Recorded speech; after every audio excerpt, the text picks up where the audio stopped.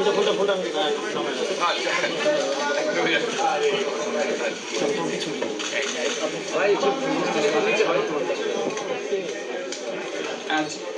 আলাইকুম। আজকে আমাদের গৌরবের দিন, যে বিপ্লবের মাধ্যমে বাংলাদেশ আজকে নতুন বিজয় দিবস সৃষ্টি করলো, সেটাকে সামনে রেখে এবং আরো মজবুত করে আমাদেরকে সামনে এগিয়ে যেতে হবে।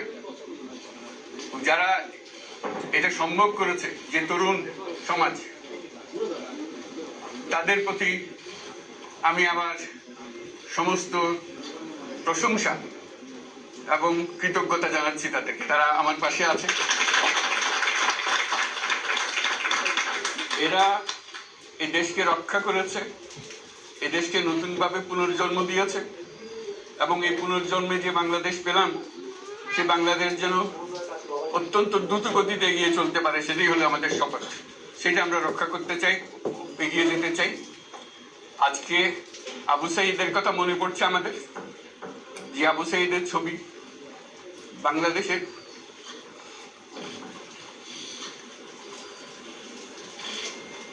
প্রতিটি মানুষের মনে গেঁথে আছে। এটা কেউ বলতে পারবে না। কি অবিশ্বাস্য একটা সাহসী যুবক,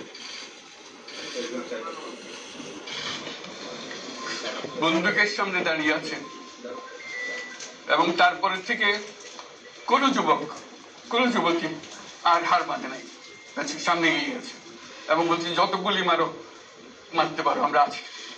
তো যার কারণে এটা সারা বাংলাদেশ জুড়ে এই আন্দোলন ছড়িয়ে গেছে এবং যার কারণে বাংলাদেশ এই দ্বিতীয়বার স্বাধীনতা অর্জন করলো। এই স্বাধীনতাটা আমাদেরকে রক্ষা করতেই হবে।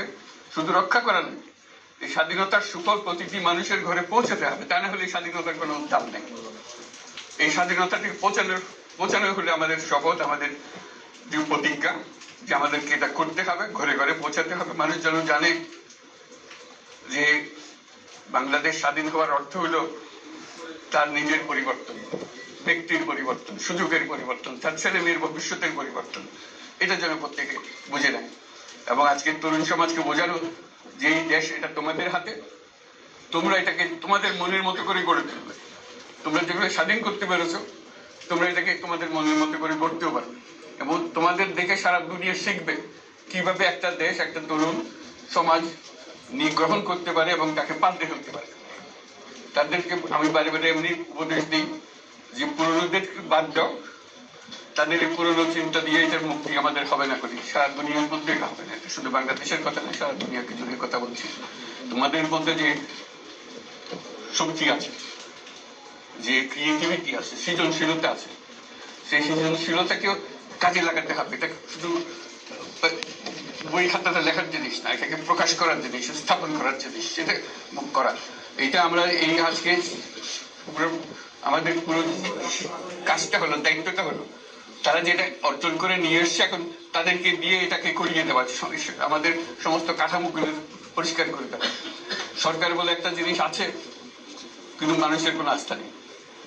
মানুষ মনে করে সরকার একটা দমন পীড়নের একটা যন্ত্র, যেখানে পায়, যেখানে সুযোগ পায় তার একটা কষ্ট দেওয়া, তার থেকে নিমিড়ে দেওয়া, যে সকল স্তরে। এটা হলো তার থেকে কেমন ভাবে সামাল দিতে হবে, তাকে একটা ভয়ের একটা জিনিস, তাকে সামাল দিয়ে চলা। এটা হলো সরকার। এটা সরকার হতে পারে না। সরকারকে দেখে মানুষের বুক ফুলে উঠবে যে আমাকে সাহায্য করবে, আমাকে রক্ষা করবে, আমার সরকার আমার জন্য দাঁড়াবে। সরকার তার জন্য দাঁড়ায় না করে সময়। এই সরকার হবে, সেই সরকার মানুষকে রক্ষা করবে, মানুষের আস্থাভাজন হবে। তাকে জোর করে তাকে বলার ভালো, সে নিজে নিজে বিশ্বাস করবে। সরকারি লোক দেখলে বলবে আমার লোক, আমাকে রক্ষা করার লোক। সেই আস্থাটা আমাদেরকে ফিরিয়ে আনতে হবে মানুষের মনে। তাহলে মানুষও যোগ দেবে এটাতে। মানুষ এখন পিছিয়ে থাকে যে কিসের মধ্যে আমাদেরকে ঢুকিয়ে দিচ্ছে। আমরা যেন জানতে পারি যে এটা আমরা সবাই মিলে আমরা অগ্রসর হতে পারি। একটা বড়, সারা বাংলাদেশ একটা বড় পরিবার। এই পরিবার আমরা একসঙ্গে চলতে চাই এবং আমাদের মধ্যে দ্বিধা দ্বন্দ্ব যা কিছু সরিয়ে ফেলতে চাই। যারা বিপথে গেছে তাদেরকে পথে আনতে চাই, যাতে করে একসঙ্গে আমরা কাজ করতে পারি। এর মধ্যে আমরা শুনলাম, আসার পথে শুনে আসছি যে এখানে আইন শৃঙ্খলার ব্যাঘাত হচ্ছে। মানুষকে আক্রমণ করছে, ঘরবাড়ি জ্বালিয়ে দিচ্ছে, সম্পদ জ্বালিয়ে নষ্ট করছে, চুরি করছে, দিয়ে যাচ্ছে, অফিস আদালতে আক্রমণ করছে, সংখ্যালঘুদের উপর আক্রমণ করছে, হিন্দু, বৌদ্ধ, খ্রিস্টান, আমলিয়া সবার উপর আক্রমণ করছে। এগুলো হলো ষড়যন্ত্রের অংশ। এগুলো আমাদের বিষয় না। আমাদের কাজ হলো এটাকে রক্ষা করা, সবাইকে রক্ষা করা। এটাকে প্রতিটি মানুষ আমাদের ভাই, আমাদের বোন, তাদেরকে রক্ষা করা এবং আমাদের একটা শৃঙ্খলা ফিরিয়ে আসা। বিশৃঙ্খলা, সহিংসতা এগুলো হলো অগ্রগতির বড় শত্রু। আমাদের যে যাত্রা শুরু হলো সেই যাত্রার শত্রু, এই শত্রুকে যাতে রোধ করা যায়, তাদেরকে বুঝিয়ে শুনিয়ে হোক, তাদেরকে আইন শৃঙ্খলার হাতে দিয়ে হোক, এটা বোঝাতে হবে। তাকে মেরে পেটে এটা ঠিক না, আইন শৃঙ্খলা নিজের হাতে ঠিক না। তাকে আমাদের আইন শৃঙ্খলা বাহিনী এমন হতে হবে, তাদের হাতে সুপর্দ করলে আমরা নিশ্চিন্ত থাকবে তার একটা বিহিত হবে। এমনগুলো আমরা হাতে দিয়ে দিলাম, 2 টাকা দিয়ে আবার ছেড়ে দিল, এটা যেন আবার না। আমাদের সেই আস্থাটা আমাদেরকে আনতে হবে। কাজে আইন শৃঙ্খলা এখন আমাদের প্রথম কাজ। এই আইন শৃঙ্খলা ঠিক না হওয়া পর্যন্ত এটা আমরা অগ্রসর করার জন্য পদক্ষেপ নিতে পারবো না। আপনারা আমার উপরে আস্থা রেখে আমাকে জানিয়েছেন, ছাত্ররা আমাকে আহ্বান দিয়েছে, সেটাতে আমি সাড়া দিয়েছি। দেশবাসীর কাছে আমার আবেদন, আপনারা যদি আমার উপরে বিশ্বাস রাখেন, আমার উপরে ভরসা রাখেন, তাহলে নিশ্চিত করেন যে দেশে কোনো জায়গায় কারো উপরে হামলা হবে না। এটা আমাদের প্রথম দায়িত্ব। এটা যদি আমি করতে না পারি, এটা আমার কথা যদি না শোনেন আপনারা, তাহলে আমার প্রয়োজন এখানে নাই। আমাকে বিদায় দেন, আমি আমার কাজে থাকি, সেখানে আমি ব্যস্ত থাকি। যদি আমাকে প্রয়োজন মনে করেন, তাহলে আমাকে প্রয়োজন মনে করলে আপনাদেরকে দেখাতে হবে যে আমার কথা আপনারা শোনেন।